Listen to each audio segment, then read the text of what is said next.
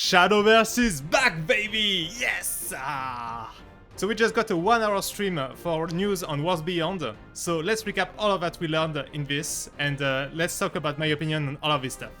So first, we actually got a release date, and it's going to be this year, so no more reports. It's going to be on 17th of June. So the same anniversary as the original Shadowverse. So it was a pretty meaningful date for them. They did say that the game was going to come out in spring 2025, and technically it's like the last days of spring, so it still counts. Just one news that some players are not going to enjoy. The game is only going to be able in Japanese, English, Chinese and Korean. So they are not supporting French or Spanish anymore. That's kinda sad for us, because for some players it's really a big reason to start or not a TCG, to be able to easily read the cards. A lot of us tryhards only use English anyway, but they probably didn't have enough players on Shadowverse Original to justify keep on paying for the localization. But it's still going to be free to play at least, and on all the big platforms. So first let's talk about all the new gameplay mechanics. So they talked about it in the first trailer, the Super Evolution Point. So they kinda went back on this. In the first trailer, they showed that you could use 2 evolution points to Super Evolve. Now they made it 2 separate things. The evolution points and the Super Evolutions. And each player gets 2 of each. Also, Super Evolution is unlocked after the second player's 6th turn, so it's really going to be something for the late game. So we got a bit more details on what it does. So, when you Super Evolve, you give your follower +3/+3, you give it Rush, like a normal evolve, but also, during the turn you Super Evolve, the follower cannot take damage or be destroyed by abilities. So, immune from Bane, and doesn't take any damage from trading. Also, if you destroy an enemy follower with your Super Evolve follower, you're going to deal 1 damage to the enemy leader. So it's kind of funny because if your opponent is at 1 HP, you could always like just Super Evolve and try to do something to deal lethal. But you know the kind of counter magic effect? They actually made a keyword for this that's called Barrier. So reduce the next damage taken to 0, or Divine Shield in Hearthstone. Well, with the Super Evolve 1 damage, you could break the barriers like this. So this could be interesting. And also when you Super Evolve, you get the abilities from both Evolve and Super Evolve. There's no like choosing between normal Evolve or Super Evolve. Also, every follower can Super Evolve, but not all of them will have special abilities. And you can see it in action there with the new Forest Leader. So I'm a bit worried about it being a bit too strong. We'll have to see in action, but I feel like the game is going to be a lot about can I remove my opponent's Super Evolve follower without using my own Super Evolve, to be the last one to Super Evolve in a way. So yeah, we'll have to see how it actually plays out in the gameplay. Also for the normal evolve, they did announce that it's always going to be a +2/+2 to the stats of the original follower. So we'll get less funny designs like God of Curses, that was a 6/6 that turned into a 0/6, but it will be less confusing for newer players. So that's also okay. So we saw this in the original trailer. Each player is going to start with 4 cards instead of 3, and also both players will draw 1 card at the start of their first turn. So basically in your opening you're going to see 5 cards. They're not doing the same thing as in Shadowverse Evolve, where the first player cannot draw on the first turn. And I think that just this little change, you'll have a lot less bricky hands, you'll have more opportunities to just like mull away everything to try to look for your key cards. So I think this will take a lot of decks just a little more consistent, and just more enjoyable to just play your game plan, they play their game plan, and it's like who gets the edge that wins. Also, this is an important, actually new mechanic, the extra play point. So it works a bit like the coin in Hearthstone, where you can click on a button to get an extra play point. You can also overflow, which means like if you had 4 play points out of 4, you can click the button and have 5 play points for the turn. And so you have 2 main ways to use that. Either to create a threat going second that your opponent has to deal with, or to just have 1 more play point for removal, to make sure that going first doesn't let them go too much ahead. Also compared to the coin in Hearthstone, there won't be like some extra synergies, like it being a spell and like counting for combo counts, or triggering side effects when you play a spell. So that's pretty cool to have done it this way. I think this will actually lead to a pretty similar dynamic to Shadowverse Evolve. I played in the recent BP08 meta, and there was Orcus, that was an evolve follower. When you went first, you could evolve there on turn 7 and do a very strong play, clear lots of follower and deal 8 damage face. But because of the way the evolution points work in Shadowverse Evolve, where they actually just reduce the cost for an evolve by 1 play point, when you went second, you could actually play Orcus on turn 6 instead of turn 7. And so it creates really interesting scenarios where you actually want to go second to be able to play your key card first. So we'll have to see if the same things happen here in Worlds Beyond. It seems that they put some roadways to make sure that you cannot abuse this. Like you shouldn't be able to save the extra play points of the 5 first turns for later in the game, to be able to use like 2 play points in the same turn. And on the UI, you can see there's a limit of 10 play points.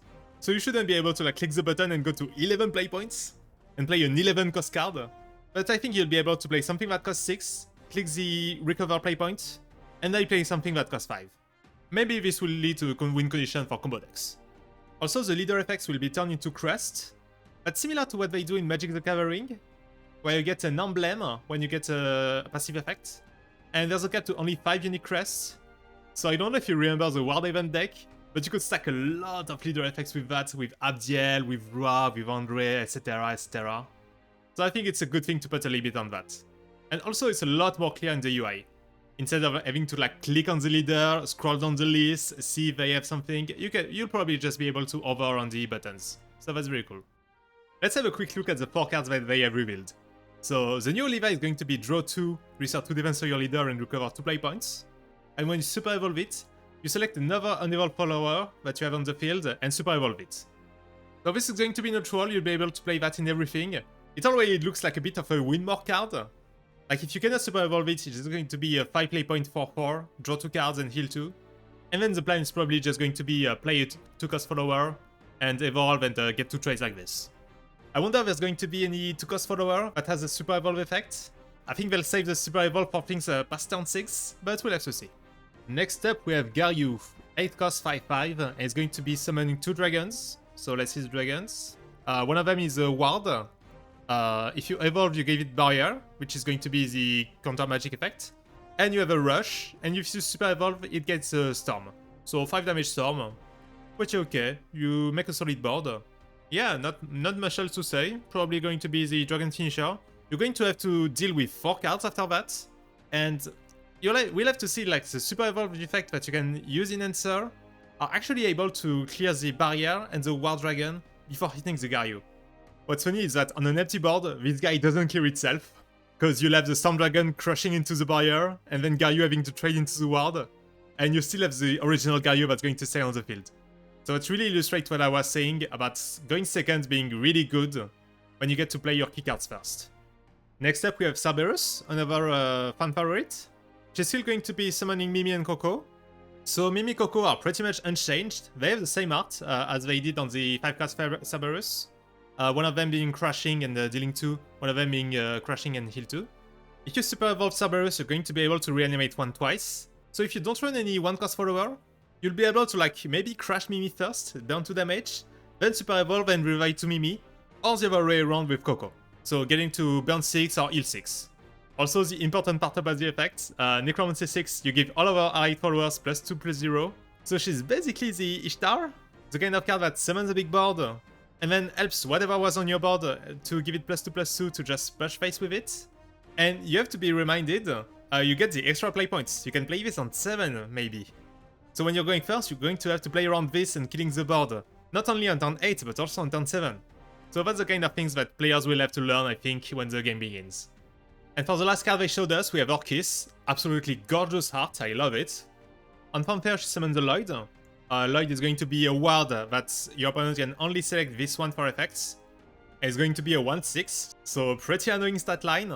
Also, he has a puppetry threat, and Orchis, whenever a puppetry is going to be summoned, is going to give them Storm and Bane. So Lloyd is going to be able to attack immediately, and maybe trade into something with Bane and remove it. Something like maybe the Super Evolve follower from your opponent's previous turn. And on Super Evolve, she's going to be summoning 2 enhanced puppets. They are the same as the base game, so just rush and die at the end of the turn. And so basically, Orchis is like 7 damage on 8 play points, with some extra utility. So everything that we have seen is in the line of 8 play points to deal like 6 to 8 damage. It's like not too much, we are not already in like deal 20 in 1 turn, that we had in the previous game. But you still have to work for the board, you still have to work to try to get your opponent low. Even like 10 life points seems like safe enough to survive a lethal. So I think it will be a really enjoyable experience. Also, we have seen other characters from the original Shadowverse. You have Quan on the stream, but we also saw Forte, Arya, Ariette, Albert, Balringer, and Quickblader. So we'll get a lot of the cast that you already know. Okay, so now let's talk about the changes they made to the economic model. So let's talk about the negative first. So in Worlds Beyond, you'll be able to liquefy cards, so change your cards into vials, only if it's the 4th copy that you own. I mean 4th or later.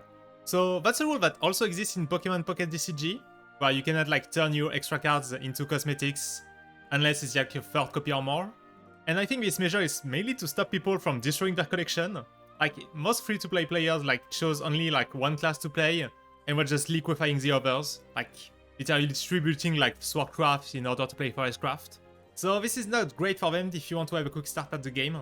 But to be honest, I know some players that actually did that, like destroyed a class, and then later on they wanted to play a deck in it, and they kinda regretted it.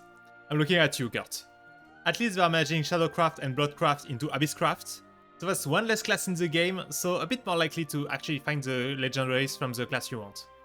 Second thing that I can consider bad news is the release schedule. So there are no more mini expansions, only big expansions. They'll come out very first in the beginning of the game. That's a good idea, that's to like quick start the game, get the people interested. And then we'll just get expansions every 2 months.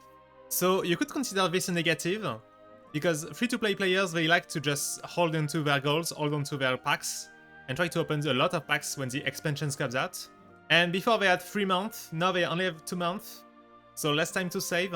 But to be honest, we kinda had to spend our packs into the mini expansion packs, which were packs based on the previous expansion, so we already had a lot of cards in them.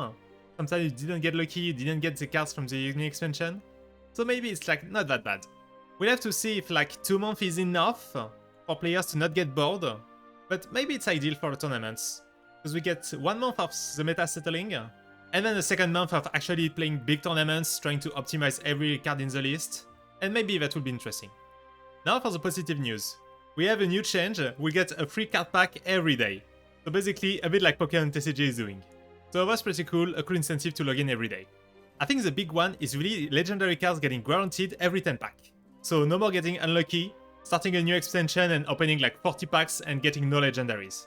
I wonder if this will be a justification for them to decrease the rate of legendaries. So it's very unlikely that you find one outside of the 10 pack guarantee. So we have to see what they do with that. So on day 1 we'll have a lot of stuff to do.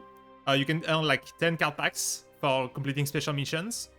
They're going to let us choose a starter deck. So it's probably going to be like the all-starter decks, like including one of the key legendaries and just a few engine cards, just to give you a basis to improve with card packs. And it looks like you're still going to get like chess missions.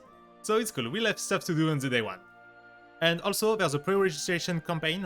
So they're going to give us all of these rewards on day 1 if we have enough wishlist on Steam, on Epic Games Store or on these stores. So I will have the links down in the description if you want to do that, just guarantee that we have it. It's very likely we're to reach it because the Japanese players are like so passionate about that. But still, for Cygames, a lot of wishlists means that the store will push the game and put it on their front page when it releases. So it gives more visibility and more ways for people that don't really follow the scene to be like, oh, Shadowverse is back. So next topic we have the story. It looks like it's going to be similar to Shadowverse story, with some multiverse and like the characters traveling around different worlds, justifying the different expansion themes. And we got the Seiyuus for each character. So for Portalcraft we have Dryzen, the main character. She's going to be voiced by Sasahara Yu, which is most famous for Lynette in Genshin Impact. For Forestcraft we have Lopsign. He kinda reminds me of Arjuna in Fate Grand Order. And it's going to be voiced by Fukuyama Jun, which is Lelouch. And we already had Lelouch in Shadowverse, so we know it sounds good. For Swordcraft we have Marie Malissé, so she's probably French. I like the red sword, even if the rest is kinda generic. And she'll be voiced by Aizawa Saya. For Runecraft we have Kaori Yuihara, who is going to be voiced by Komatsumi Kako, which is Mavuka in Genshin Impact, so you cannot see the level theme that they share. For Dragoncraft we have Galan, which is voiced by Otsuka Hochu, mostly known for Jiraiya in Naruto. DL is going to be a monster, so no voice actor are listed. And it's going to be for Abysscraft. I do hope that we get to see Vampy again. And for Evancraft we have Esperanza. She looks a lot like Sephi, and she'll be voiced by Inoto Makiko, who is known for Yukako in JoJo's Bizarre Adventure Part 4. Also we see this new character, Yudi, which is going to be like the Paimon equivalent. Basically the girl for the tutorial. She's voiced by Suzuhiro Sayumi, who recently voiced Nijika for Bocchi the Rock. And the cool thing is that in solo games, she's going to be able to backseat you. You'll have a button to ask her like, what card should I play or how do I trade?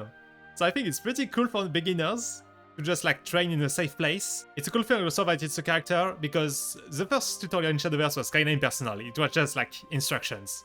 And people like, they really like someone like praising them for doing good stuff. It's kinda like in like Yu-Gi-Oh! Where the Yami Yugi was like backseating Yugi, so that's pretty fun. I just worry about one thing. Like, will the advice actually be good and not like too generic? Will she be able to adapt to what's on the board to suggest the best play? And will she be updated with the new content? Because let's say someone starts the game in 1 year from now on, will she be able to like tell you what to do with the new cards that you got? So for the Shadowverse Park, like their new social hub thingy, they really like removed the fishing and mahjong and all of the things that we are like not convinced about, and just moved into the real thing, the real game. And it will be just a space to like meet up with people and probably start games with your friends. They do say in the text, moving away from features such as fishing, mahjong and dungeons. So I'm glad that in that 1 year of delay, they really focus on the right things. So I checked on the Play Store, and there we have a pic that we didn't see in the announcement of customization for your avatar, kinda looking like a me from Nintendo. So I know some people really enjoy that, so that's cool for them. And here we also see a skin of Dryzen, and I'm just wondering if there's going to be pet skin for that, or like skins to win from tournaments, because I know a lot of people are really a sucker for that. Like imagine walking in the lobby with a lot of people with your like WGP crown or something. So they also announced some events. In 10 days they are going to do a Q&A with Kimura-san, the producer, and some of the casters, and people will be able to try out the game there. There's also going to be an exhibition match. I'm pretty sure that it's Riguze in the middle, correct me if I'm wrong in the comments. But the thing I'm most excited about is a card game festival in May 3 and 4, because I will be there. I'm playing in the World Championship of Vice the day before in Japan. So I'll definitely go and do some filming and share with you guys what it's like. And most likely like try out some Shadowverse Worlds Beyond with my teammates. It's going to be a great time. And now for the competitive community, they are bringing back the 1,100 yen price for World Grand Prix. So that's about like $600,000. So that's half the price of the old WGP, but that's just due to the yen value dropping during the COVID years. Japan didn't recover as much, so kinda sad. But it's still a lot of money, still like life-changing money. So they announced that people that qualified during 2024 are going to be invited for World Grand Prix 2025. So I think it only concerns like the rage winners of that time. And we'll have more information about the circuit and SVO and everything later in the year. Lastly, for Shadowverse Evolve, there's going to be a new booster set on July 11th, so like 1 week before the Worlds Beyond release. And they are also releasing new starter decks that are coming later in the month. So that makes sense because Shadowverse Evolve recently like really sped up on the story expansions, and they had almost catch up on the original Shadowverse story. So they're likely just moving into Worlds Beyond and trying to release like in parallel on the mobile version and on the physical version. There's also going to be some bonus for Worlds Beyond if you buy like physical Shadowverse Evolve products. Like if you buy booster packs, you get some extra packs. A bit like Pokemon was doing, like physical packs gave you a code for the digital version. So that's interesting.